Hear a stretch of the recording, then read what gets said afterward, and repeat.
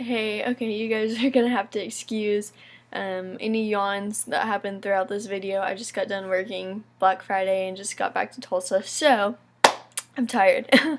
Okay, so first I want to kind of split the stories up in two, just because they're two separate themes, I guess. That's how I put them.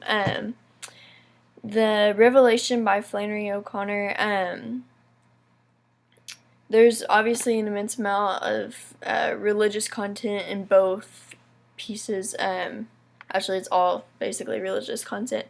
Um, but I believe Flannery O'Connor's is very, very relevant to us, especially at Southern Nazarene. You see this woman who claims to be so passionate about God and claims to be all of these things, but is really just extremely judgmental and very closed-minded about other people and their way of living.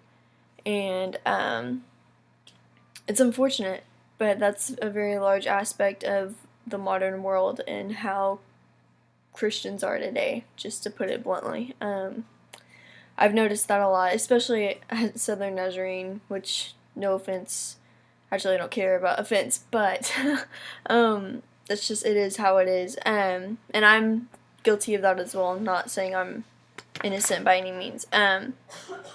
So you see this transition, and this is where I see the beauty in it, is that this girl physically attacks this woman, and then out of that, she's a new woman. She sees heaven in this light. She sees heaven as, she's going through the gates, I guess, and she sees these people in front of her that are the people that she judged previously.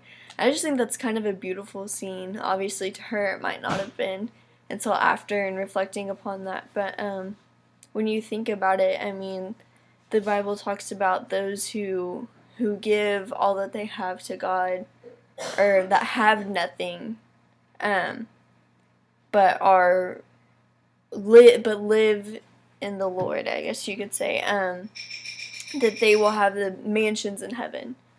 And so, but those, I mean, you think about those who have everything and all about the world and what the world has to give, may not be the same story for them. So I think there's a lot of beauty in that, a lot of beauty in the message there. I personally take judgment as a very serious part of my walk with God and try to eliminate that in any way possible. So I think I took a lot from that story. I think it will benefit me, and it already has. So evil allures, but God endures. I understand. Reading this, I kind of had the thought that it's hard. It's hard maintaining faith whenever and being obedient to God, especially kind of in modern days where you have so many temptations and so many things that you can get into that will lead you away from God.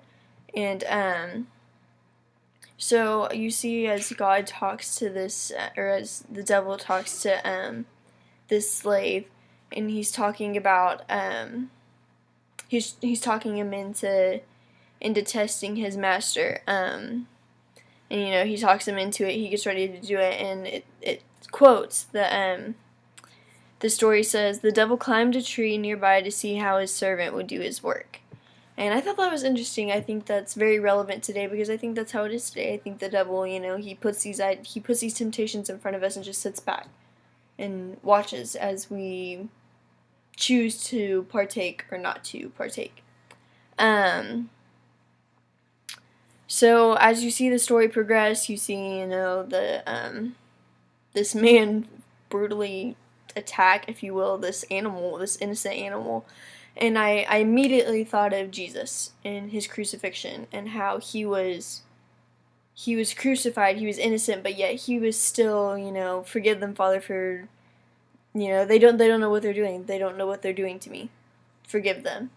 And I think that is, one, it's relevant to us today, because we have so many temptations, so many things, and the devil just puts them in front of us, and we have this option. We have the choice to stick to our master, to choose to follow God and to continue to follow God, or to go to or fall into the temptation that the devil has put in front of us.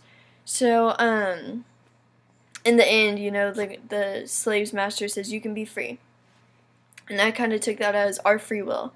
That God says we have free will. We can do what we want. He's not a controlling God, and I think there's a lot of beauty in that, and a lot of beauty in that message.